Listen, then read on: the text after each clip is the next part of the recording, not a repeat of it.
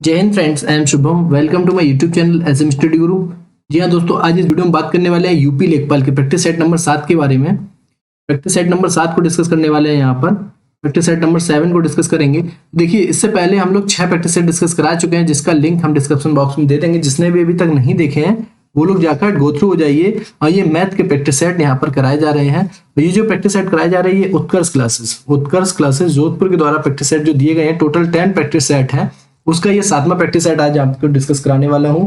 और ये जो प्रैक्टिस सेट तैयार किए गए हैं, बिल्कुल सिलेबस को बिल्कुल बहुत ही हूबहू तरीके से ध्यान में रखते हुए तैयार किए गए हैं।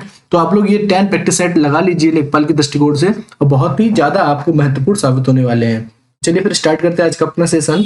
यहाँ पर देखिए क्वेश्चन नंबर 26 क्या बोल रहा है। एक वर्ग का परिमाप, यहाँ पर देखिए क्या दे रखा है, एक वर्ग का परिमाप दे रखा है आपको। वर्ग का परिमाप यहाँ पर कितना दे रखा है, 80 सेंटीमीटर। यदि एक आयत का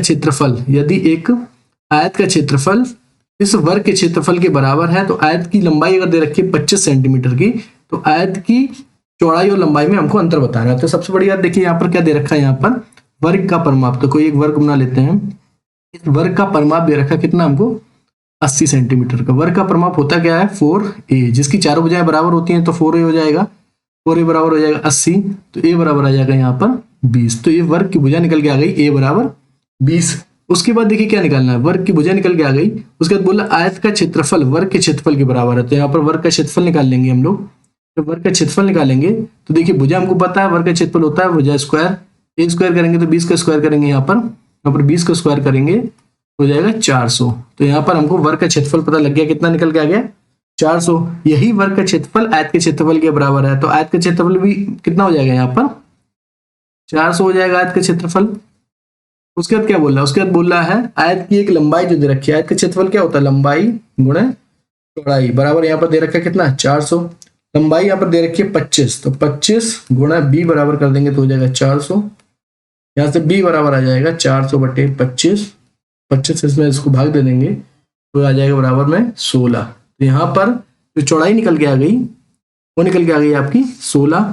चौड़ाई निकल के आ गई 16, लंबाई हमको दे रखी थी 25। तो हमसे पूछ क्या रहा है, लंबाई माइनस चौड़ाई, मतलब चौड़ाई और लंबाई में अंतर पूछ रहा है। तो 25 माइनस करेंगे यहाँ पर 16 बराबर आ जाएगा 9 सेंटीमीटर। देखिए किस ऑप्शन में है, ऑप्शन यहाँ से दूसरा यहाँ से बिल्कुल करेक्ट हो जाएगा। नेक्स्ट क्वेश्चन की तरफ मूव करते हैं। देखिए नेक्स्ट क्वेश्चन क्या बोल रहा है, बोल रहा है एक 8 मीटर भुजा वाले समभुजीय त्रिभुज में, तो समभुजीय त्रिभुज मतलब यानी कि समबाहु त्रिभुज है। एक समबाहु त्रिभुज यहाँ बना लेते हैं।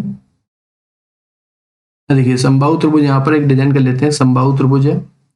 तो बोला उसके अंतर्गत एक वृत्त बनाया गया है। देखिए अंतर्गत एक वृत्त बनाया गया है, तो अंतर्गत एक वृत्त बना लेंगे, यहाँ पर हो गया।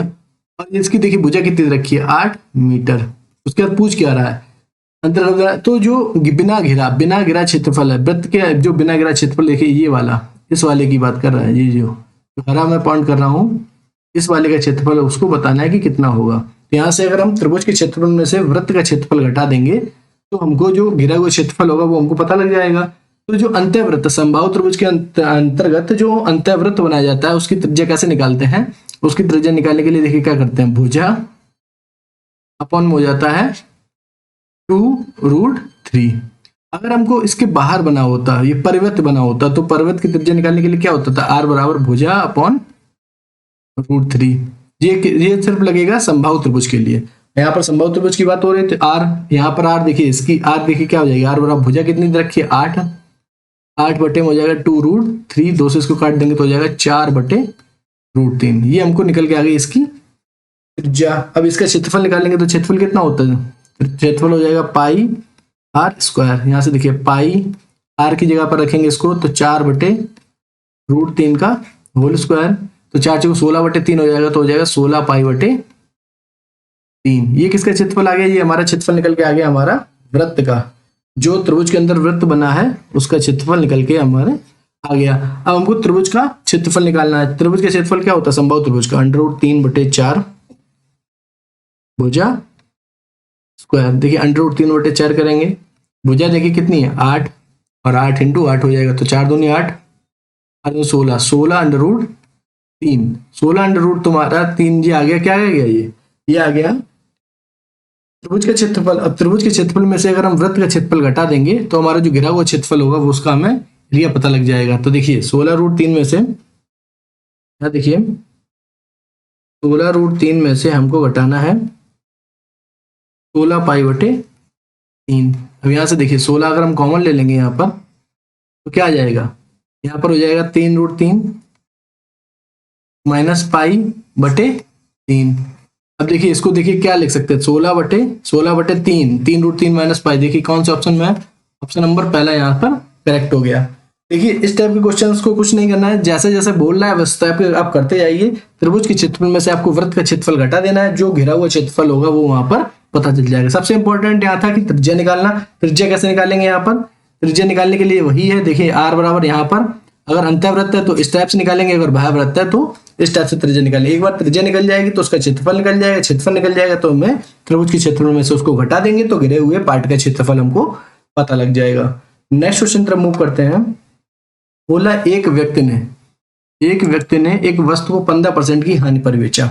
यहां से देखिए उसने एक वस्तु को 15% की हानि पर बेचा, यानी कि 100 रुपए की चीज थी, 100 रुपए की चीज थी, उसने उसको 85 में बेचा। 15% की हानि यानी कि 15 रुपए की हानि, 85 में बेचा। अब बोल रहा है अगर वह उसे 30.6 रुपए अधिक पर बेचता तो उसे 109 रुपए का लाभ होता, 9% का लाभ होता, यानी कि 100 रुपए की चीज थी, 9% का लाभ यानी कि 109 रुपए। यहाँ पर इन दोनों को घटाएंगे, जब इन दोनों को घटाएंगे तो कितना आ जाए, 15 9 24। यहाँ पर जो 24 का डिफरेंस है वो रुपए में कितना डिफरेंस है, यहाँ पर देखिए रुपए में यहाँ पर कितना डिफरेंस है, 30.60। तो 24 की जो वैल्यू दे रखी है वो दे रखी है यहाँ पर आपको 30.60 रुपए की। और पूछ क्या रहा आपसे, आपसे पूछा 10% का लाभ प्राप्त करने के लिए उस वस्तु को कितने रुपए में बेचना चाहिए। 10% का लाभ प्राप्त करेंगे यानी कि उसको 100 की चीज को हम कितने में बेचेंगे, 110 में। निकालनी है 24 की वैल्यू हमको पता है, जब 24 की वैल्यू इतनी है तो 1 की वैल्यू कितनी हो जाएगी, 30.6/24। हमको निकालनी किसकी, 110 की, तो 110 का इसमें हम गुणा कर देंगे। देखिए जब यहाँ से एक पॉइंट हटाएंगे तो नीचे 10 आ जाएगा, इस 0 से ये 0 चला जाएगा। अब देखिए 3 से काटेंगे तो 102, इधर हो जाएगा 8। अब देखिए फिर 2 से काट देंगे तो हो जाएगा 51, ये हो जाएगा 4। अब देखिए 51 ऊपर क्या बचा, 51 गुणा 11, नीचे बचा 4। जब इसका गुणा करेंगे तो हो जाएगा 561 बटे में हो जाएगा यहाँ पर 4। जब इसको काटेंगे तो 140.25। 140 हम देखिए 25 किसका आंसर है, ऑप्शन नंबर पहला यहाँ से करेक्ट हो जाएगा। नेक्स्ट क्वेश्चन तरफ मूव करते हैं। देखिए नेक्स्ट क्वेश्चन क्या बोल रहा है यहाँ पर। नेक्स्ट क्वेश्चन बोल रहा है आपका एक रेफ्रिजरेटर का मूल्य हर वर्ष 25% की दर से कम होता है, यानी कि अगर आज 100 है तो अगले साल कितना हो जाएगा, 75 हो जाएगा, 25% कम हो रहा है। उसी तरीके से 3 वर्ष बाद, 3 वर्ष पूर्व खरीदा गया था, अगर रेफ्रिजरेटर का मूल्य वर्तमान मूल्य अगर 1512 रुपए है तो रेफ्रिजरेटर का वह मूल्य ज्ञात करो जिस समय रेफ्रिजरेटर को खरीदा गया था।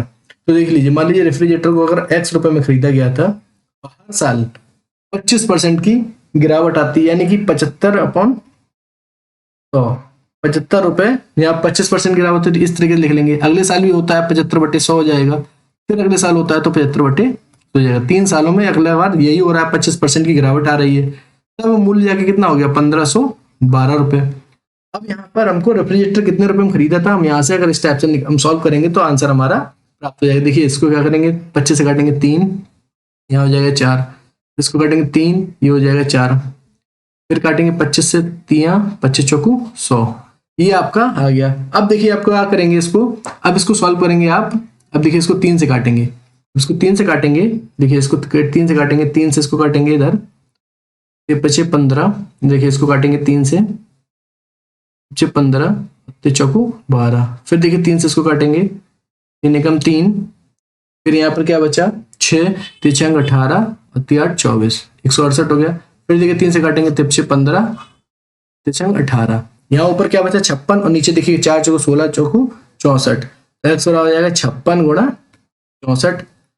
अब यहाँ से इसका जब क्रॉस मल्टीप्लिकेशन कराएंगे तो 6 चौकू 24, लास्ट का जो डिजिट आएगा वो आएगा 4। तो देखिए लास्ट का डिजिट 4 किस में है, यूनिट प्लेस पे 4 किस में है, सिर्फ और सिर्फ आपके पास एक ही ऑप्शन मिलता है जिसपे लास्ट के डिजिट में यहाँ पर 4 है, तो आपका आंसर हो जाएगा ऑप्शन नंबर दूसरा। गुणा करने की कोई जरूरत नहीं है, अगर यहाँ पर 2 ऑप्शन होते तब आपको गुणा इसका करना पड़ता। अगला क्वेश्चन देखते हैं, सबसे बड़ी से बड़ी संख्या बतानी है।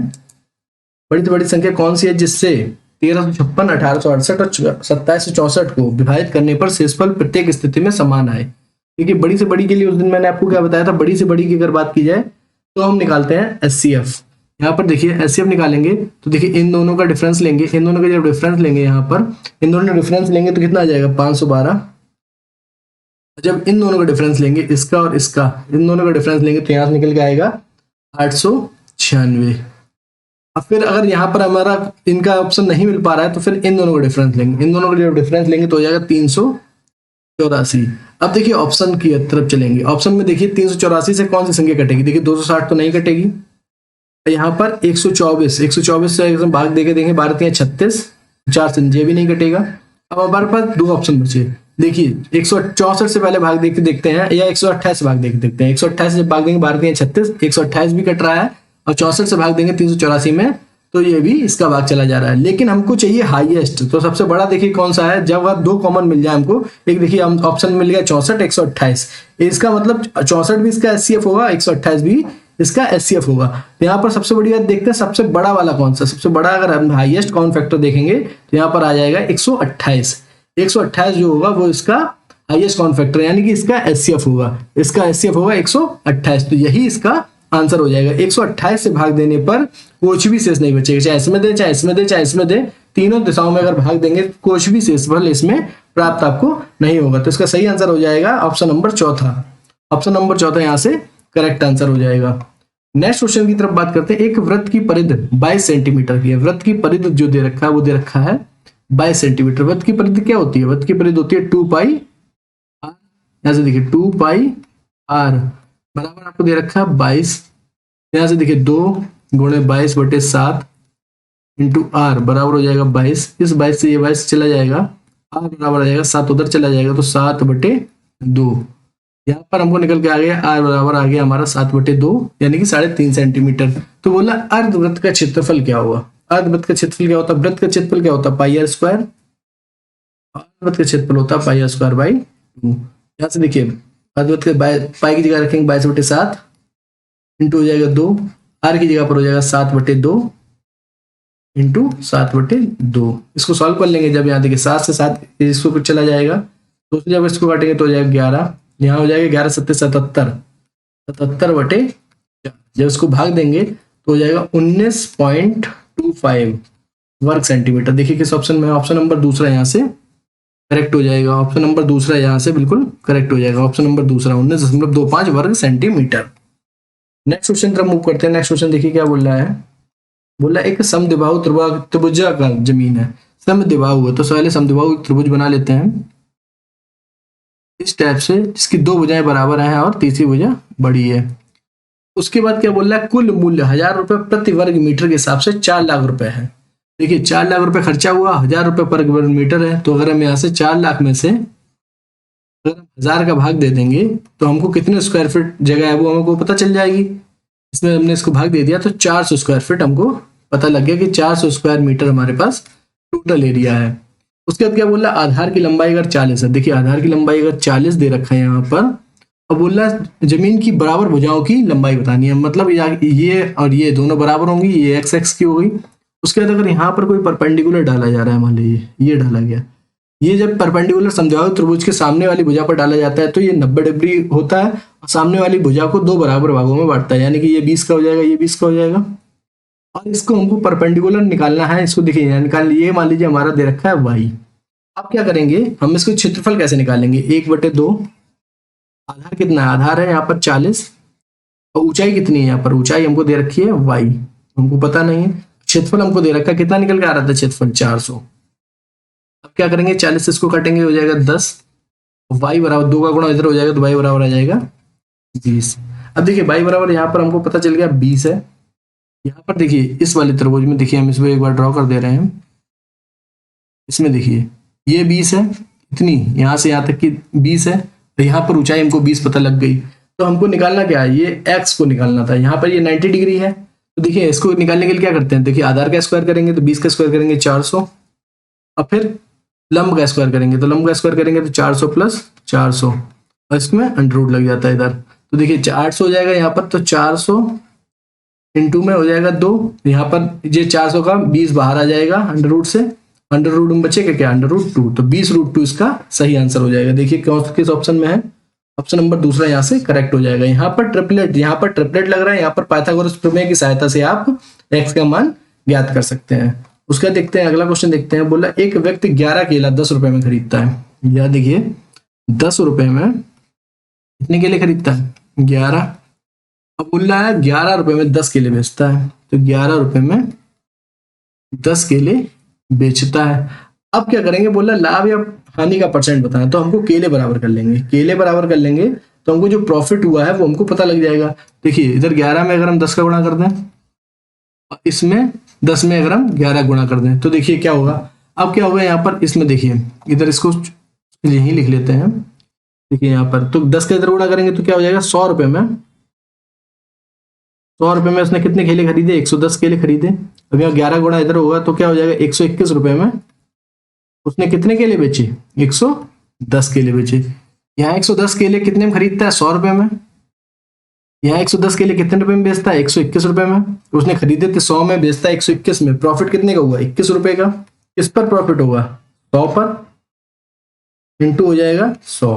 तो ये 2 जीरो से ये 2 ही कट जाएंगे, 21% का। टोटल कितने परसेंट का प्रॉफिट हो जाएगा, यहाँ पर ऑप्शन नंबर दूसरा यहाँ से करेक्ट हो जाएगा, 21% का प्रॉफिट।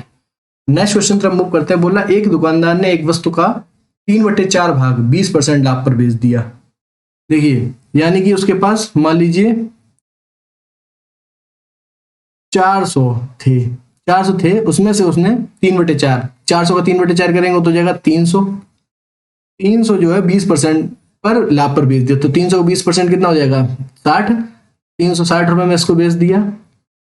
जो बचा हुआ 300, यहाँ तो 400 थे, 300 में तो बचा कितना, 100 उसके पास और बचा है। तो अगर टोटल जोड़ा जाए तो 400, 360 और 100 जोड़ेंगे तो कितना हो जाएगा, 460 रुपए में उसने टोटल बेच दिया। तो कुल सौदे में उसको वास्तविक लाभ कितना था, तो टोटल था 460 में उसने बेच दिया, तो टोटल प्रॉफिट कितना हुआ, 60 रुपए का। 60 रुपए प्रॉफिट हुआ किस पर, 400 पे, इंटू हो जाएगा 100। इन 2 जीरो से ये 0 जीरो चले जाएंगे, 4 से इसको काट देंगे तो हो जाएगा 15।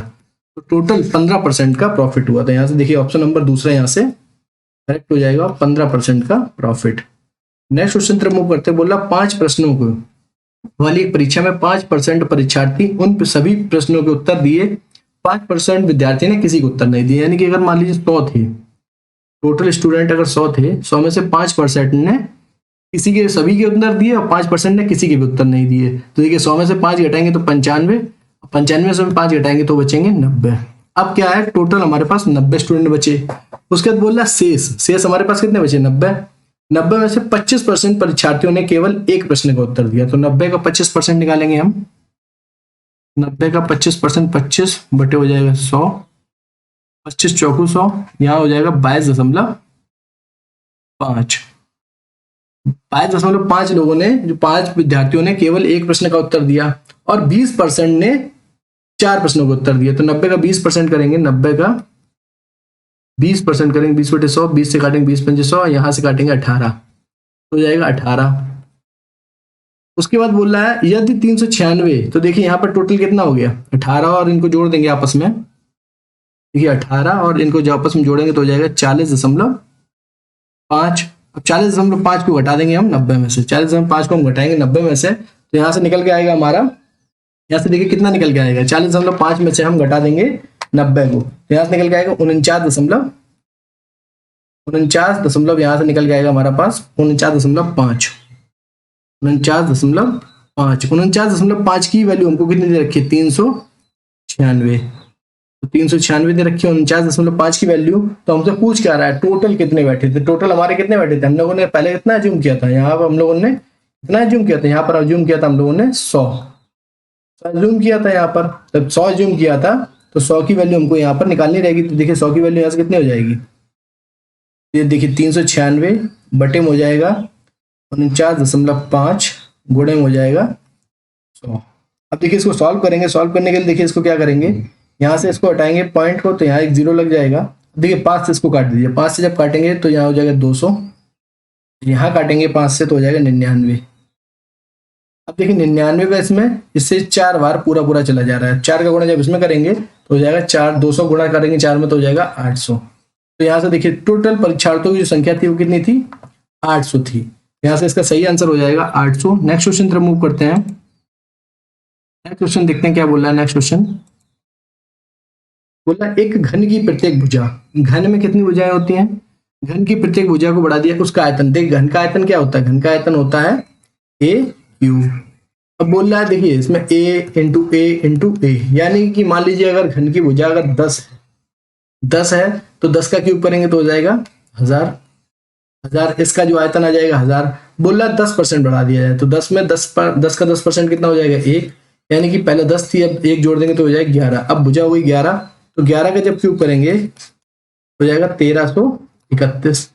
पहले थी 1000 अब हो गई 1331, तो कितने का डिफरेंस हो गया 331 का। 331 का जो डिफरेंस है वो किस पर है, कितना ज्यादा है, किस पर ज्यादा होगा, ये होगा 1000 पर। इसका कंपैरिजन किससे करेंगे 1000 से। यहाँ जब 1000 नीचे आ जाएगा 1000 इंटू हो जाएगा 100। इन 2 जीरो से ये 2 जीरो चले जाएंगे, 1 जीरो यहाँ पर जब नीचे लग जाएगा यहाँ पर तो 33.1%। अगर हम 10% बढ़ा देंगे भुजा को तो इसके आयतन में 33.1% की बढ़ोतरी हो जाएगी। तो इसका सही आंसर आ जाएगा ऑप्शन सी करेक्ट हो जाएगा। तीसरा ऑप्शन यहाँ से करेक्ट हो जाएगा। सबसे छोटी से छोटी संख्या कौन सी है जिसमें जब 4 जोड़ दिया जाए तो 27, 35, 25 और 21 से विभाजित हो जाती है। तो देखिए हमने आपको उस दिन बताया था सबसे छोटी छोटी संख्या निकालनी हो तो आपको निकालना रहेगा एलसीएम। अब एलसीएम किनका निकालेंगे आप, एलसीएम निकालेंगे आप किसका निकालेंगे 27, 35, 25 और 21 का। तो यहाँ देखिए लिख लेते हैं 27, 35, 25 और 21। देखिए 25 को क्या है, 25 का हो गया 5 इंटू 5। यहाँ से देखिए 27 का 21 को करेंगे 7 इंटू 3, यहाँ पर हो जाएगा 7 इंटू 3, ये हो जाएगा 9 इंटू 3। अब हमको देखना हाईएस्ट उठाना है यहाँ पर। तो देखिए यहाँ पर 5 के कौन कौन से मैक्सिमम हो गए, तो 5 और 5 यहाँ लिख लेंगे, 5 और 5। देखिए 7 एक यहाँ है तो 7 में से एक कॉमन ले लेंगे, यहाँ पर 7 हो गया। उसके देखिए 9 या 27, तो 27 को हमको पूरा पूरा उठाना रहेगा तो 27 इंटू कर देंगे यहाँ पर 27। जब इनका आपस में गुणा करेंगे, जब गुणा करेंगे तो कितना निकल के आएगा, जब गुणा करेंगे इनका आपस में यहाँ से निकल के आएगा आपका 4725, ये निकल के आ गया। अब बोल रहा है कि इनमें जब 4 जोड़ दिया जाए, इनमें जब 4 जोड़ दिया जाए तब इससे विभाजित होती है। मान ली अभी तो विभाजित हो रही है लेकिन कौन सी संख्या होगी, तो इसमें से अगर हम 4 घटा देंगे तो वो हमको संख्या पता लग जाएगी। तो 4721 वही संख्या होगी, अगर उसमें हम 4 जोड़ देंगे 4721 में अगर हम 4 जोड़ेंगे तो ये क्या हो जाएगा 4725। अब इस संख्या में आप 27, 35, 25 और 21 से भाग देंगे तो पूर्णतः विभाजित हो जाएगा। तो इसका सही आंसर हो जाएगा 4721, इसका सही आंसर हो जाएगा। ऑप्शन नंबर दूसरा यहाँ से करेक्ट हो जाएगा। जैसा आपको बोलना है उसी तरीके से आपको सॉल्व करके आंसर को निकाल लेना है। बोला 2 संख्याओं का लघुत्तम समावर्तक महत्तम समावर्तक से 45 गुना है। यहां से देखिए लघुत्तम समावर्तक यानी कि L, इसको L लिख लेते हैं। एलसीएम जो है एचसीएफ का कितना है 45 गुना है। इस टाइप से एक इक्वेशन बन गई। उसके बाद क्या बोला, यदि एक संख्या 125 है और लघुत्तम समावर्तक महत्तम समावर्तक का योग, यानी कि देखिए L प्लस H जो दे रखा है वो दे रखा है कितना 1150 के। अब यहाँ से देखिए L बराबर यहाँ पर देखिए क्या दे रखा है 45H। यहाँ पर जब 45H रखेंगे तो यहाँ पर H बराबर हो जाएगा 1150 के, इसको हो जाएगा 46H, 46H बराबर हो जाएगा 1150 के, H बराबर आ जाएगा 1150 बटे में हो जाएगा 46। अब देखिए 23 से कट जाएगा, 23 दूनी 23 पंजे और 2 से इसको काट देंगे तो हो जाएगा 25। तो यहाँ पर एचसीएफ जो निकल के आ गया वो निकल के आ गया 25। एचसीएफ 25 निकल के आ गया तो यहाँ से एलसीएम भी निकल आएगा। देखिए एलसीएम के लिए तो सीधे सीधे यहाँ दे ही रखा है। एलसीएम बराबर हो जाएगा एचसीएफ का 45 गुना था तो एचसीएफ है 25, तो 25 गुना 45। यहाँ से एलसीएम पता लग गया। एलसीएम पता है हमको, एचसीएफ पता है, एचसीएफ पता है और एक संख्या पता है, तो दूसरी संख्या निकाल लेंगे। वही वाले सेम फॉर्मूले में रख देंगे हम लोग, इसमें रख देंगे। यहाँ पर देखिए पहली संख्या गुणा दूसरी संख्या बराबर एचसीएफ इंटू एलसीएम। देखिए पहली संख्या यहाँ पर क्या है 125, दूसरी संख्या हमको निकालनी है x। एचसीएफ क्या है यहाँ पर 25 और यहाँ पर एलसीएम क्या है, एलसीएम क्या निकल के आया था 25 गुणा 45। यहाँ पर करेंगे 25 गुणा 45। देखिए 25 से इसको काटेंगे 25 पंजे, 5 से इसको काटेंगे 5 पना 25, तो 45 का 5 में गुणा करेंगे तो हो जाएगा 5 4 पंजे 225। 225। तो दूसरी संख्या जो निकल के आ गई वो निकल के आ गई हमारी 225। देखिए किस ऑप्शन में है, ऑप्शन नंबर तीसरा यहाँ से करेक्ट हो जाएगा। नेक्स्ट क्वेश्चन तरफ मूव करते हैं। बोला दो संख्याओं का गुणनफल उन संख्याओं के अंतर का 24 गुना है। यहाँ से देखिए दो संख्याओं का जो गुणनफल है, मान लीजिए a इंटू बी, गुणनफल उन संख्याओं के अंतर का a माइनस बी का 24 गुना है। अब बोला उन संख्याओं के योग a प्लस बी जो दे रखा है वो दे रखा है 14 के बराबर। अब बोल रहा है बड़ी संख्या क्या होगी। देखिए इस टाइप के क्वेश्चन को अगर हम वैसे सॉल्व करेंगे तो आपका बहुत बड़ा क्वेश्चन बन जाएगा ये। तो इसको देखिए, इसको एक ट्रिक के माध्यम से करेंगे। कैसे करेंगे, यहाँ पर देखिए इन दोनों का योग हमको पता है 14 है। अगर हम देखिए a को अगर हम 1 ले लेंगे तो b को हमें क्या लेना पड़ेगा 13, तभी जाके 14 होगा। अगर a को हम 2 ले लेंगे तो b को हमें क्या लेना पड़ेगा 12। a को अगर हम 3 ले लेंगे तो b को लेना पड़ेगा 11। a को अगर हम 4 ले लेंगे तो b को हमें लेना पड़ेगा कितना 9 नहीं 10। और यहाँ पर इनको सबको हमें योग इनका चाहिए कितना हमें 14 है। अगर हम इसको 5 ले लेंगे तो हो जाएगा 9, और इसको हम 6 ले लेंगे तो लेना पड़ेगा हमको 8। सिर्फ और सिर्फ यही कंडीशन हमारी, और एक और बन जाएगी 7 और 7, ये कंडीशन हमारी बन जाएगी। इतनी कंडीशंस हो सकती हैं, लेकिन हमको कंडीशन को फुलफिल कराना है इसमें। अब देखिए यहाँ पर क्या हो जाएगा, अगर a इंटू बी, यहाँ पर देखिए इसको हम ये भी तो लिख सकते हैं, इसको हम ये लिख सकते हैं यहाँ पर देखिए, इस वाली इक्वेशन को ऐसे लिख सकते हैं कि a इंटू बी अपॉन में अगर 24 है बराबर हो जाएगा a माइनस बी के। अब देखिए हम नीचे वाली जो इक्वेशन है उनको हम उठा के यहाँ पर रखते हैं। यहाँ देखिए 13 और 1 का गुणा करेंगे तो हो जाएगा 13 हम 24 का भाग देंगे कभी नहीं जाएगा। तो यहाँ पर जो भी हमारा संख्या होंगी वो देखिए यहाँ पर सीधे सीधे ऐसे ही काट दीजिए। यहाँ पर देखिए 11 और 3 14, 14 में नीचे 24 का भाग नहीं जाएगा, 11 3 33 हो जाएगा, 11 3 33, इसमें ऊपर भाग इसमें नहीं जाएगा, 13 एकम 13 नहीं जाएगा, 10 चौको 40 में 24 का भाग नहीं जाएगा, 9 अपना 45 में 24 का भाग नहीं जाएगा। हमारे पास क्या बचा 12 दूनी 24, क्योंकि इसका गुणा में 24 का भाग देना है हमको। तो देखिए 12 दूनी 24, 24 का भाग इसमें चला जाएगा, 8 6 48, 8 6 48, 48 में भी 24 का भाग चला जाएगा। लेकिन यहाँ पर क्या है, यहाँ पर इसका जो अंतर निकल के आएगा, यहाँ पर हम 24 से भाग दे देंगे तो अंतर यहाँ पर हमारा 0 निकल के आ जाएगा। यहाँ पर देखिए 24 से भाग देंगे तो अंतर क्या निकल के आएगा 2। अब देखिए 2 हमारे पास जो कंडीशन है उसको देखिए वेरीफाई हो रहा है नहीं हो रहा है। इनका बीच का अंतर कितना होना चाहिए 2, यहाँ से तो 0 निकल के आ रहा है, जबकि यहाँ पर इन दोनों का अंतर कितना है 10, यानी कि ये वाले जो होगा ये भी गलत हो जाएगा। यहाँ से देखिए अंतर क्या है 8 और 6 में देखिए 2 का अंतर है, यहाँ पर भी 2 का अंतर हमारा निकल के आ रहा है। तो ये संख्या हमारी क्या हो जाएंगी 8 और 6। अब देखिए अगर आपको नहीं है समझ में आ रहा तो देखिए कैसे करेंगे, 8 और 6 उनका गुणनफल कितना होता है 48, 8 6 कितना हो जाएगा 48, 8 6 कितना हो गया 48। उनका अंतर करेंगे, इन दोनों का अंतर करेंगे कितना हो गया 2, 2 का 24 गुना कर देंगे कितना हो गया 48। इन दोनों का योग कितना 8 6 14, इन दोनों का योग कितना है 14। तो हमसे पूछ क्या रहा है बड़ी संख्या पूछ रहा है, तो बड़ी संख्या क्या है 8 और 6 में से बड़ी क्या है 8। तो सही आंसर हो जाएगा ऑप्शन नंबर दूसरा। इस टाइप क्वेश्चंस को ऐसे करेंगे, अगर 2-3 बार ऐसे कर लेंगे तो क्वेश्चन बहुत ही इजी तरीके से आपके लग जाया करेंगे। ठीक है, अगला क्वेश्चन क्या बोला 45 रुपए प्रति मीटर मूल्य के कपड़े को कितने, देखिए 45 मीटर मूल्य का कपड़ा है मान लीजिए, उसको कितने मीटर, उसके मान लीजिए x मीटर, बोल रहा है 37.5 रुपए मीटर के कपड़ा, 37.5 मीटर के कपड़ा के 30 मीटर के मूल्य के, 37.5 मीटर है प्रति रुपए मीटर है, इसके 30 मीटर के मूल्य के बराबर है। तो इन दोनों को बराबर रख देंगे। यहाँ से देखिए इस पॉइंट को हटाएंगे नीचे हो जाएगा 0, इससे यहाँ पर इसको काट देंगे 3, इसको 3 से काटेंगे तो हो जाएगा 15, देखिए 15 से इसको काटेंगे 15 एकम 15, 15 दूनी 30, यहाँ पर 15 15 75, तो x बराबर क्या आ गया 25। तो यहाँ पर इसका सही आंसर हो जाएगा कितने मीटर कपड़ा मिल सकता है, तो 25 मीटर कपड़ा यहाँ पर आपको मिल सकता है। तो एक इसका सही आंसर हो जाएगा ऑप्शन ए, यहाँ से करेक्ट आंसर हो जाएगा। नेक्स्ट क्वेश्चन तरफ मूव करते बोल रहा है किसी संख्याओं के समुच्चय के माध्य और माध्यिका का गुणनफल हमको बताना है। माध्य और माध्यिका का हमको गुणनफल बताना है। तो यहाँ से देखिए इस क्वेश्चन को कैसे करेंगे, यहाँ पर इसका, तो इसको पहले हम सीक्वेंस फॉर्म में लिखेंगे। तो इसको देखिए बढ़ते हुए क्रम में लिखेंगे, जब इस वाले जितने भी हमको आंकड़े दे रखे हैं। अब देखिए सबसे छोटा है 57, फिर देखिए क्या आ जाएगा, फिर 57 के बाद हो जाएगा 70, फिर 87, फिर हो जाएगा 98, फिर हो जाएगा 120, फिर 154 और फिर हो जाएगा 212। अब इसको हमें पहले सबसे पहले हमें इसकी निकालनी है माध्यिका।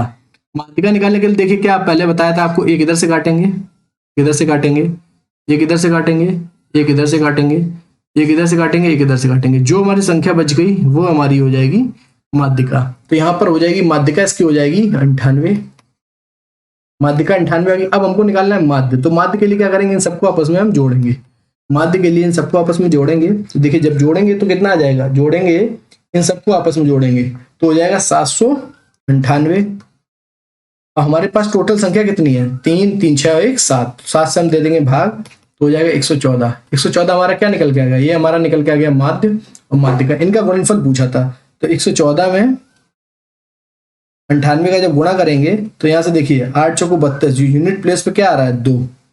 देखिए इस टाइप से आप करके देख लिया करें, यूनिट प्लेस पे 2 आ रहा है तो 2 देखिए यूनिट प्लेस में किस में है, सिर्फ और सिर्फ एक ही ऑप्शन में है। तो इसका सही आंसर हो जाएगा 11,172, बिल्कुल करेक्ट आंसर हो जाएगा। आपको पूरा गुणा करने की कोई जरूरत नहीं है। नेक्स्ट क्वेश्चन तरफ मूव करते हैं। बोला एक कक्षा के छात्रों द्वारा प्राप्त किए गए अंकों का अंक गणितीय माध्य जो है वो है 58 है। देखिए अंक गणितीय माध्य जो है वो है 58। उसके बाद बोला उनमें से 20% प्राप्त अंकों का माध्य जो है वो है 60। तो यहां से देखिए अगर मान लीजिए हमारे पास 100 है, 100 छात्र हैं, उनका माध्य अगर 58 है तो टोटल उनके जो औसत वो हो जाएगा, योग हो जाएगा, वो हो जाएगा 58 100 के बराबर हो जाएगा। बोल रहा है 20% अंकों का, 20% प्राप्त अंकों का माध्य जो है 60 है। तो यहां से देखिए 100 का 20% कितना हो गया 20, 20 का माध्य कितना दे रखा है 60, तो इनका योग कितना हो गया 1200। उसके बाद बोल रहा है 30% द्वारा प्राप्त अंकों का माध्य जो है वो 40 है। तो 100 का 30% कितना हो गया 30, 30 के द्वारा जो प्राप्त माध्य है वो कितना है 40, तो इसका भी जब गुणा करेंगे तो हो जाएगा 1200। यहां से हमको पता लग गया 2400, इन दोनों को जब जोड़ेंगे तो हो जाएगा 2400। बोल रहा है बाकी बचे छात्रों द्वारा प्राप्त अंकों का माध्य क्या था। तो देखिए हमारे पास टोटल माध्य यहाँ से कितना निकल के आया था, हमारा टोटल जो एवरेज निकल के, एवरेज के टोटल अंकों का योग निकल के आया, तो वो निकल के आया था हमारा 5800। तो यहाँ पर हमको इन दोनों के द्वारा प्राप्त पता लग गया कितना 2400। तो 5800 में से हम घटा देंगे 2400 को, इसको घटाएंगे तो यहाँ 004, यहाँ बचेगा 3400। तो 3400 बचा। अब हमारे पास स्टूडेंट कितने बचे हैं, अब स्टूडेंट हमारे पास कितने बचे हैं, ये 20 ये 30, टोटल थे 100, तो हमारे पास स्टूडेंट कितने बचे, 100 में से 50 चले गए तो 50 स्टूडेंट बचे, तो 50 का हम इसमें दे देंगे भाग। जब 5 इसको काटेंगे 5 30, 5 40, यानी कि जो बचे हुए स्टूडेंट हैं उनका माध्य हो जाएगा 68। तो ऑप्शन नंबर तीसरा यहाँ से करेक्ट हो जाएगा, ऑप्शन नंबर तीसरा 68 इसका सही आंसर हो जाएगा। बोला समबाहुभुज के प्रत्येक आंतरिक कोण तथा बहिष्कोण का अनुपात 2:1 है, तो भुजाओं की संख्या बतानी है। देखिए इस टाइप के क्वेश्चंस को दो तरीके से कर सकते हैं। देखिए एक आंतरिक कोणों का जो वो होता है, आंतरिक कोण निकालने के लिए क्या होता है n-2 इंटू 180 अपॉन में हो जाएगा n। उसके बाद बहिष्कोण के निकालने के लिए क्या होता है 360 बटे में हो जाएगा n बराबर हो जाएगा। यहाँ पर क्या दे रखा है, अनुपात कितना दे रखा है 2:1। यहाँ से देखिए इसको n से n काट देंगे, 180 से इसको काटेंगे तो हो जाएगा 2। अब देखिए इसका गुणा हो जाएगा इधर, तो n-2 बराबर हो जाएगा 2 का गुणा इधर करेंगे तो हो जाएगा 4। तो n बराबर यहाँ से क्या निकल के आएगा, n बराबर यहाँ से निकल के आएगा 6। तो भुजाओं की जो संख्या हो जाएंगी वो हो जाएंगी यहाँ पर 6 हो जाएंगी भुजाओं की संख्या। और दूसरी तरीके से इस क्वेश्चन को देखिए कैसे सॉल्व कर सकते थे। बोला था प्रत्येक आंतरिक कोण, यहाँ से देखिए मान लीजिए कोई एक इस टाइप से इसको बना लीजिए। देखिए हम आपको एक बार इस टाइप के क्वेश्चन को सॉल्व करा के दिखा दे रहे हैं। मान लीजिए ये है, ये कोई एक त्रिभुज है, इसका ये भाग कोण है, ये अंतः कोण है। भाग कोण और अंतः कोण का देखिए अनुपात क्या दे रखा है 2:1।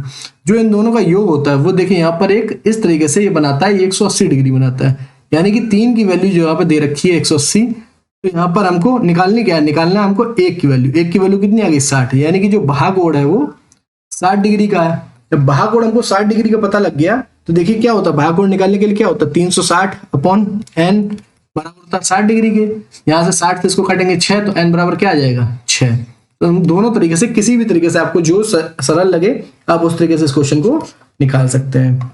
नेक्स्ट क्वेश्चन तरफ मूव करते हैं। बोला एक वृत्त के अंतर्गत एक वर्ग की भुजा की लंबाई a√2 है। तो देखिए एक वृत्त के अंदर, तो सबसे पहले क्या करते हैं, एक वृत्त ड्रॉ कर लेते हैं। यहाँ पर एक वृत्त बना लेते हैं। एक वृत्त के अंदर एक वर्ग, देखिए वर्ग यहाँ पर बनाते हैं, वर्ग बना लिए। वर्ग की भुजा दे रखी है, यहाँ पर कितनी दे रखी है a√2। जब वर्ग की भुजा दे रखी है a√2 तो वर्ग की सारी भुजाएं बराबर होती हैं। उसके बाद यहाँ पर देखिए विकर्ण ये है, तो जो विकर्ण, अगर ये a√2 है, ये a√2 है, तो विकर्ण अगर हमको निकालना है तो विकर्ण कैसे निकालेंगे? देखिए विकर्ण, मान लीजिए विकर्ण है r, मान लीजिए r है, तो r का देखिए r का स्क्वायर यहाँ पर ट्रिपलेट लग जाएगा, वही यहाँ पर पाइथागोरस प्रमेय लगाएंगे, r स्क्वायर बराबर हो जाएगा आधार का स्क्वायर करेंगे तो a स्क्वायर, तो यहाँ से हो जाएगा 2a स्क्वायर, यहाँ से इसका स्क्वायर करेंगे तो हो जाएगा 2a स्क्वायर, तो r स्क्वायर बराबर हो जाएगा 4a स्क्वायर के, तो r बराबर आ जाएगा, यहाँ अंडर रूट लग जाएगा 4a स्क्वायर, तो ये आ जाएगा आपका 2a, तो r बराबर आ गया 2a। तो यहाँ से देखिए ये है आपका व्यास, इसकी पूरी की 2a है, तो ये a हो जाएगी और ये हो जाएगी a। तो यहाँ पर पूछ रहा है वृत्त की परिध बतानी है हमको। यहाँ से त्रिज्या पता लग गई, त्रिज्या यहाँ से निकल के आ गई a, तो परिध बतानी है, तो 2 पाई r की जगह पर क्या हो जाएगा a, तो यहाँ से आ जाएगा 2 पाई a, इसका सही आंसर। देखिए किस ऑप्शन में है, ऑप्शन नंबर पहला यहाँ से करेक्ट हो जाएगा। नेक्स्ट क्वेश्चन तरफ मूव करते हैं। बोला एक क्रिकेट खिलाड़ी ने 10 पारियों में क्रमशः इतने रन बनाए, तो इन पारियों का समांतर माध्य क्या होगा? देखिए समांतर माध्य निकालना हो, चाहे आपको औसत निकालना हो, चाहे आपको माध्य निकालना हो, इन सभी कंडीशन में क्या करते हैं, जितनी भी आपको नंबर्स दे रखे हैं उन सबको जोड़ेंगे और जितने नंबर्स हैं उनसे हम इसको भाग दे देंगे। तो सबसे पहला हमारा काम क्या रहेगा, इन सबको आपस में जोड़ेंगे, 60 62 इन सबको आपस में जोड़ेंगे। देखिए जोड़ेंगे जब इनको आपस में, तो इनका निकल के आएगा, देखिए क्या निकल के आएगा, इनका निकल के आएगा, इन सबको आपस में जोड़ देंगे, 45 तक जितने भी हैं इन सबको आपस में जोड़ेंगे तो निकल के आएगा 439। ठीक है, 60 62 56 64 0 57 इन सबको आपस में जोड़ेंगे तो निकल गया 439। और टोटल कितनी पारियां हैं 10, उससे हम इसमें भाग दे देंगे, 10 का भाग दे देंगे, यहाँ पॉइंट लग जाएगा, तो यहाँ इसका सही आंसर आ जाएगा 43.9। तो 43.9 इसका माध्य होगा, समांतर माध्य होगा इसका 43.9। नेक्स्ट क्वेश्चन तरफ मूव करते हैं। बोला कंपनी सी और डी का लाभ और हानि का परसेंट आपको बताना है। कंपनी सी और डी का लाभ और हानि का प्रतिशत क्या है? तो देखिए कंपनी सी और डी की बात कर रहा है, तो देखिए कंपनी सी ये रही, कंपनी सी और कंपनी डी। तो पहले इनका देख लेते हैं आय। कंपनी सी की आय यहाँ पर कितनी है, देखिए कंपनी सी की अगर आय की बात करता है तो यहाँ पर देखिए 35, ये देखिए 35 और ये 50, तो यहाँ पर आय हो जाएगी 35 और 50 कितनी होगी 85 की, दोनों कंपनी की जो आय हो जाएगी वो 85 हो जाएगी। उसके बाद देखिए व्यय कितना है, व्यय देखिए कितना है, यहाँ पर देखिए व्यय कितना है, यहाँ पर देखिए 45 और ये हो जाएगा 40, तो व्यय हो जाएगा, व्यय 45 और 40 जोड़ेंगे तो हो जाएगा 85। देखिए आय 85 व्यय 85, तो ना कुछ लाभ हो रहा है ना हानि हो रही, तो मतलब ना लाभ और ना हानि, इसका सही आंसर हो जाएगा ऑप्शन नंबर चौथा यहाँ से करेक्ट हो जाएगा। नेक्स्ट क्वेश्चन तरफ मूव करते हैं। बोला फैक्ट्री ए में विभिन्न महीनों में काम करने वाले कारीगरों की कुल संख्या। देखिए फैक्ट्री ए में देखिए कहां पर है फैक्ट्री ए में क्वेश्चन नंबर 48 की बात कर रहे हैं। फैक्ट्री ए में देखिए, फैक्ट्री ए में कहां पे है, फैक्ट्री ए में काम करने वाले कुल, तो देखिए फैक्ट्री ए में कौन कौन से 65 78 ये इन सबको आपस में जोड़ेंगे तो आ जाएगा तुम्हारा निकल के यहाँ पर जून जुलाई, यहाँ पर जून तक का है फैक्ट्री ए में काम करने वाले कुल संख्या, यहां से निकल के आएगा 300, फैक्ट्री ए में 394.9। उसके बाद बोल रहा है फैक्ट्री ई में महीने में विभिन्न काम करने वाले कारीगरों की कुल संख्या, फैक्ट्री ई में, फैक्ट्री ई की बात कर रहा है, तो जब इसको जोड़ेंगे तो हो जाएगा 359.5 निकल के आएगा। इन दोनों को जब आपस में माइनस करेंगे तो हो जाएगा 35.4 इनका अंतर आ गया। यहाँ पर एक चीज दी गई है, जो भी आंकड़े दिए गए हैं वो सैकड़ों में दिए गए हैं, तो सैकड़े में दिए गए हैं तो इसका इंटू कर देंगे 100, इंटू जब 100 करेंगे तो हो जाएगा 3540। तो यहाँ पर जो भी आएगा अंतर निकल के आएगा वो निकल के आएगा संख्या 3540 का अंतर आएगा। कुल कामगारों की जो संख्या में अंतर आएगा वो आएगा 3540 के बराबर। बोला फैक्ट्री बी और सी में मार्च माह में काम करने वाले कामगारों की कुल संख्या। देखिए बी और सी में, यहाँ पर देखिए बी और सी में मार्च में देखिए कौन 65 और 71.6 जोड़ेंगे, यहाँ से कितना हो जाएगा 136.6। उसके बाद बोल रहा है बी और सी की बात कर रहा था यहाँ पर मार्च में। उसके बाद बोल रहा है ए और डी की, तो इसी माह में मतलब मार्च में ही बात कर रहा है। तो मार्च में देखिए ए और डी में कितना है, मार्च में 42 और 76 जोड़ेंगे तो हो जाएगा 118। अब देखिए इसको यहाँ पॉइंट हटाएंगे तो इधर 0 लग जाएगा। अब देखिए इसको काटते हैं, इसको काटेंगे 2 से तो हो जाएगा 6 8 3, इधर काटेंगे 2 से तो 590। तो देखिए 683 अनुपात 590, देखिए किस ऑप्शन में है, ऑप्शन नंबर चौथा यहाँ से करेक्ट हो जाएगा। नेक्स्ट क्वेश्चन तरफ मूव करते, बोला स्कूल में व्यय किए गए, देखिए स्कूल में व्यय किए गए समय, यहाँ पर देखिए समय कहाँ पर है, समय का प्रतिशत, व्यय किए गए समय का प्रतिशत आपको बताना है स्कूल में। तो विद्यालय में देखिए कितना, विद्यालय में है 105 डिग्री, 105 डिग्री है स्कूल में। बोला ये कितना परसेंट है, तो टोटल हमारा यहाँ पर कितना है 360, तो टोटल है 360, 360 105 का कितना, 105 360 का कितने परसेंट है, इनटू हो जाएगा यहाँ पर 100। अब देखिए इसको जब सॉल्व करेंगे, इसको जब सॉल्व करेंगे तो देखिए 0 से ये 0 चला जाएगा। अब इसको हम काटते हैं 3 से, 3 से काटेंगे 3 3 9, 6 15, इसको काटेंगे 3 से तो 3 एकम 3 12, उसके बाद देखिए 350 बटे हो जाएगा 12, जब इसको सॉल्व करेंगे 12 दूनी 24, तो ये 29.16% है। देखिए किस ऑप्शन में है 29.16, दूसरा ऑप्शन यहाँ से करेक्ट हो जाएगा। इसी तरीके से आपके टोटल 50 क्वेश्चन यहाँ पर कंप्लीट हुए, 25 क्वेश्चन कंप्लीट हुए। और आपको ये वीडियो अच्छा लगा हो तो लाइक शेयर करना बिल्कुल ना भूलिए। और किसी क्वेश्चन में अगर कोई डाउट आ रहा हो, कोई क्वेश्चन आपको नहीं समझ में आया हो, तो उस क्वेश्चन को आप हमारे कमेंट में कर बताइए कि इस क्वेश्चन नहीं समझ में आया। तो नेक्स्ट हमारा प्रैक्टिस सेट होगा, प्रैक्टिस सेट नंबर 8, उसमें उस क्वेश्चन को अच्छे से डिस्कस करा देंगे। चलिए फिर मिलते हैं नेक्स्ट वीडियो में। Thanks for watching this video.